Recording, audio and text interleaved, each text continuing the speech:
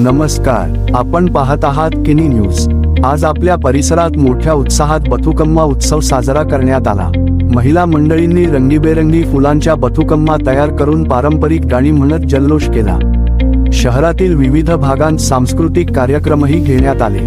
या विशेष कव्हरेजसाठी मी शिंकोजीकर, किनी न्यूज आपल्या समोर।